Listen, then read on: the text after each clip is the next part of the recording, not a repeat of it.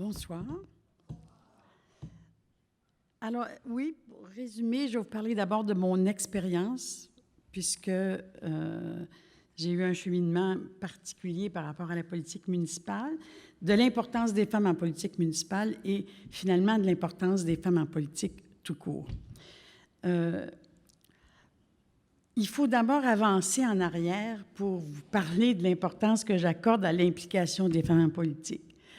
On parle de 1973, où je suis élue présidente du Rassemblement des citoyens de Montréal. C'est plus tard que ça deviendra citoyens et citoyennes. On était de notre temps à l'époque. Et j'ai su plus tard aussi que j'étais à ce moment-là la première femme présidente d'un parti politique au Canada. Il y en a eu beaucoup d'autres après, mais quand j'ai été élue présidente, je ne savais pas cela. À ce moment-là, ce qui m'interpellait le plus, c'était pas la politique en soi ou le goût d'être élu, mais la situation de Montréal sous le règne de Jean Drapeau, qui apparemment, à l'époque, trouvait des solutions à tout, mais en pigeant dans la caisse de retraite des employés, par exemple, ou encore en démolissant le Faubourg Amelas pour permettre la construction de Radio-Canada. Donc, pour beaucoup de Montréalais, et de Montréalaises, c'était comme le début de la destruction d'une ville sous prétexte de l'agrandir ou de la rendre plus importante. Et donc, on souhaitait, à ce moment-là, comme parti politique, créer une opposition forte à l'hôtel de ville. Il ne passait pas par la tête à ce moment-là qu'on pourrait prendre le pouvoir. Mais on a quand même, à ce moment-là, fait, contre toute attente, fait élire 18 conseillers dans l'opposition sur 56 à l'époque. Et évidemment, moi, je m'étais présentée dans Rosemont contre un candidat qui était un de ceux qui est resté plus longtemps, d'ailleurs, du Parti civique. Donc, j'ai perdu mes élections et j'ai été obligée à ce moment-là de faire autre chose. Et peu après, Lise Payette, qui était ministre responsable de la condition féminine, on n'avait pas encore à l'époque de ministre délégué, mais ministre responsable de la condition féminine, me propose de faire partie de son cabinet. Je suis consciente, quand elle me propose ça, qu'elle a un large mandat, puisqu'on vient de lui demander de préparer avec le Conseil du statut de la femme, ce qui sera la première politique concernant les femmes. Et le gouvernement du Québec prendra ce document-là préparé par le Conseil du statut de la femme et M. Lévesque, à l'époque, dira « ce sera notre référence en ce qui concerne la place des femmes dans le Québec ». Donc, je ne savais pas tout ça, mais c'est clair que j'avais le sentiment, mais Mme Payette, quand je l'avais rencontrée, m'avait dit « profitons-en, on ne sait pas combien de temps ça va durer, mais on a de la place pour faire quelque chose ». Et j'ai tout de suite accepté d'embarquer dans cette aventure. J'ai donc pu voir ce que signifiait être une femme élue, en étant à côté de Mme Payette à l'époque. Et au cabinet, on s'efforce à ce moment-là de créer des mécanismes qui assurent une pérennité au projet féministe et qui tiennent en éveil la conscience des élus, hommes et femmes, quant aux injustices qui subissent les femmes, en même temps que de créer des initiatives qui créent une conscience collective dans l'ensemble de la population.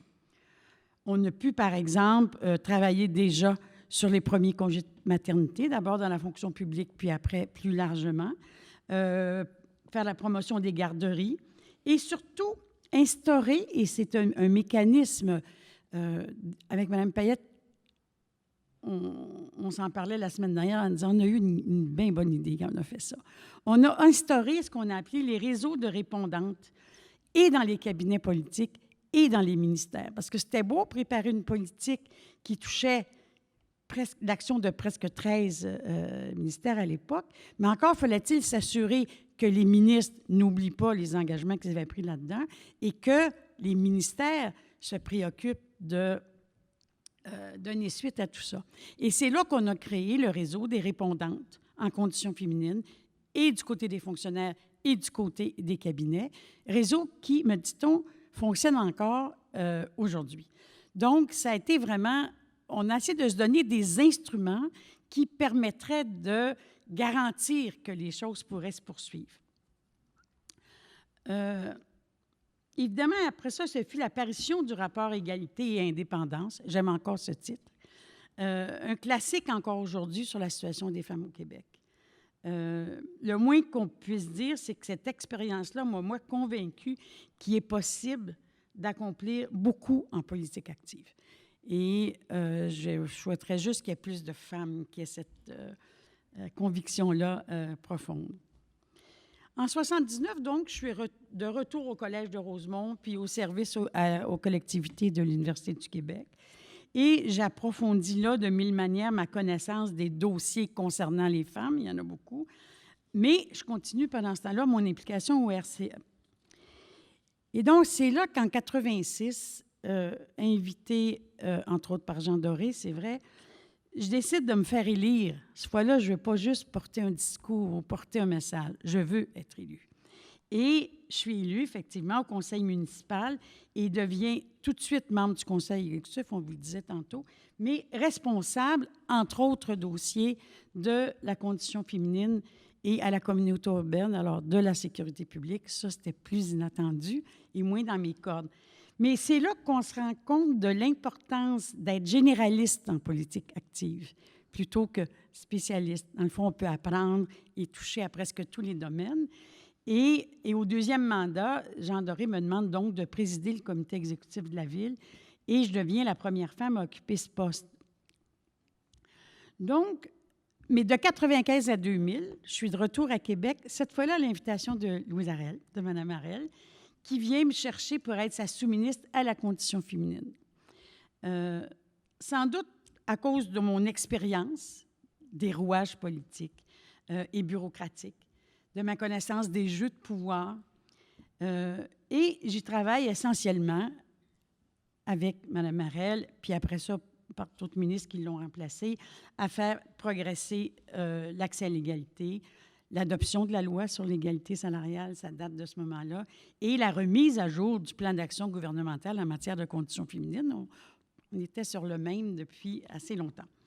Donc, et c'est là qu'on a mis de l'avant l'idée de l'analyse différenciée selon les sexes, l'ADS.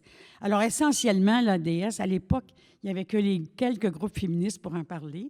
La plupart des gens nous disaient, mais qu'est-ce que c'est ça? C'est essentiellement, dès qu'on examine un projet de loi, une politique, un projet tout court, de se demander quel est l'impact différencié sur les hommes et les femmes de ce projet. L'analyse différenciée selon les sexes. Parce que parfois, on adopte des lois, des règlements, en ayant le sentiment qu'ils sont universels, sans vraiment réaliser qu'ils ont un impact négatif sur un des deux sexes. Donc, l'instauration de l'analyse différenciée qui est apparue au début aux fonctionnaires à qui on en parlait, et même aux politiques comme étant une affaire d'universitaire, s'est imposée comme étant une méthode de travail nécessaire si on veut respecter les besoins et répondre aux besoins de toute la population, hommes ou femmes. Donc, j'ai aussi, là, beaucoup retiré de leçons de ces expériences en politique et ça m'amène à trouver tellement important depuis l'implication des femmes en politique municipale et en politique tout court. Les femmes doivent s'impliquer, selon moi, en politique municipale d'abord pour le bien de la population locale et pour toute la population. C'est là une ironie de la politique électorale. Une légion de bénévoles et de partisans travaillent pour toi, d'arrache-pied, pour te faire élire. Puis ces personnes-là, comme toi, croient à un projet spécial, au projet d'un parti, à une vision bien spécifique. Sauf que le lendemain des élections, quand ça marche, là, l'élu devient l'élu de tout le monde. Porte-parole du projet politique, oui, mais responsable du bien-être de tous, y compris de ceux qui n'ont pas voté pour nous. Pour ma part, j'ai eu la chance de, probablement parce que j'ai fait ma carrière à Montréal, de l'avoir saisi avant d'être élue. C'est-à-dire, cela faisait même partie de ma motivation au départ. Je voulais contribuer à créer à Montréal un espace commun avec toutes les composantes de la population montréalaise, anglophones, juifs, immigrants, au-delà de l'identité nationale qui prenait beaucoup de place dans les débats publics de l'époque. Et moi, je me disais, il faut que Montréal reste un lieu de réconciliation, un lieu de réconciliation de toutes les parties de sa population.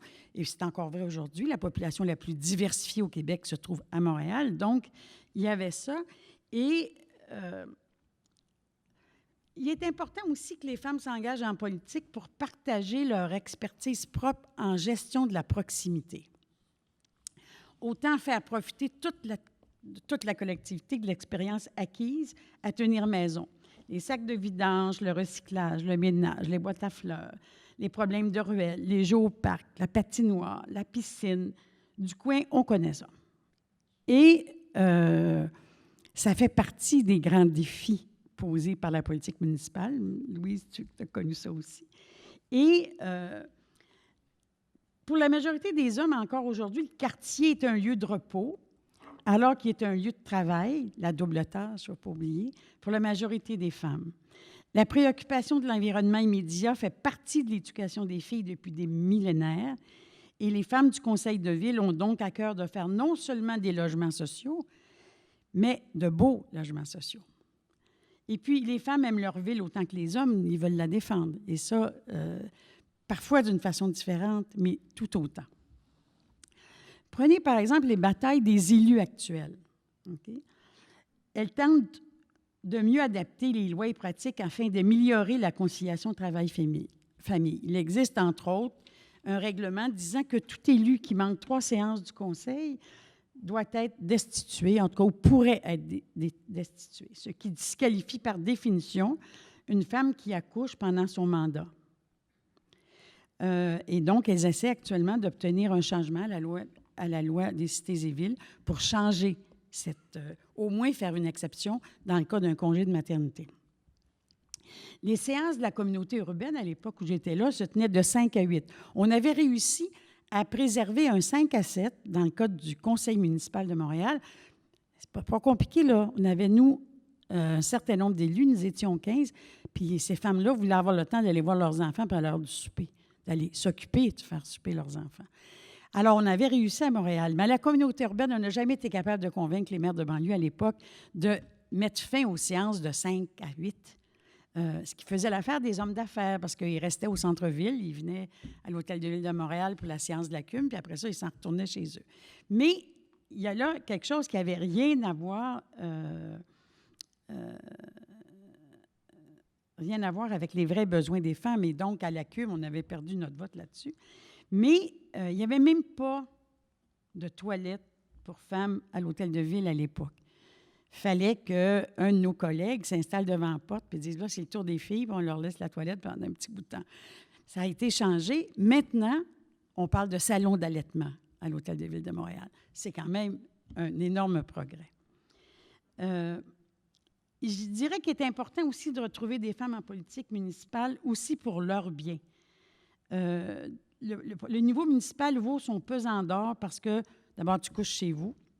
Ça permet aux femmes d'avoir une vie, d'être beaucoup plus présentes à leurs proches qu'à Québec ou Ottawa. Le temps passé sur la 20 ou la 417 est bien long dans la vie politique. Alors que quand tu es au municipal, tu es chez vous. Même quand le conseil municipal finit un peu tard, tu rentres chez toi. Et les enjeux de proximité, comme les parcs ou les rues, comme je parlais tantôt, sécurisent les femmes par leur familiarité au début et nous préparent à aborder, un peu plus tard, mais ça vient rapidement, des décisions financières que l'administration municipale doit prendre aussi, habituellement dans des contextes extrêmement difficiles.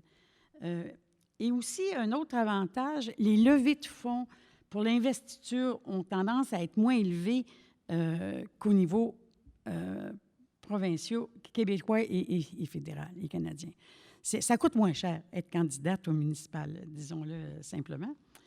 Même si ce sont des partis et non pas des fonds personnels qui financent, dans les partis que moi je connais, les candidatures, il reste que c'est moins coûteux, puis il faut que tu fasses moins d'efforts pour aller chercher des dons puis des contributions à ton parti. Et si on considère la dimension apprentissage, la politique municipale est littéralement une faculté d'éducation permanente. Une de mes collègues du RCM à l'époque, Sharon Leslie, disait à l'École du pouvoir, un livre d'entretien qu'on a publié après notre expérience en politique municipale. Elle disait, je cite, « le plus grand projet éducatif de ma vie ». En effet, à la base, une femme est supposée être au service des autres. alors qu'une grosse moitié de la politique consiste à mettre les autres à son service. Et cet aspect du travail des élus va à l'encontre de notre socialisation plus traditionnelle et demande des ajustements constants. Donc, il vaut mieux être proche des siens qui nous soutiennent, et qui nous aident à réfléchir et à élargir notre champ de préoccupation. Cela dit, l'évolution du nombre des femmes au conseil municipal n'a pas bougé beaucoup depuis le tournant du siècle. Et quand il bouge, disons-le, c'est parfois à la baisse. En 2007, elle représentait 35,2 % du conseil. En 2004, 34. Dans l'ensemble du Québec, le pourcentage s'établit invariablement entre 24 et 29 depuis 2003 et il grimpe à 35 % en 2016, tandis qu'il demeure 25 % au Canada. On parle de pourcentage aux municipalités. Alors, il faut dire qu'à Montréal, il existe maintenant 4 types de postes électifs différents: maire, maire d'arrondissement, conseiller de ville, conseiller d'arrondissement.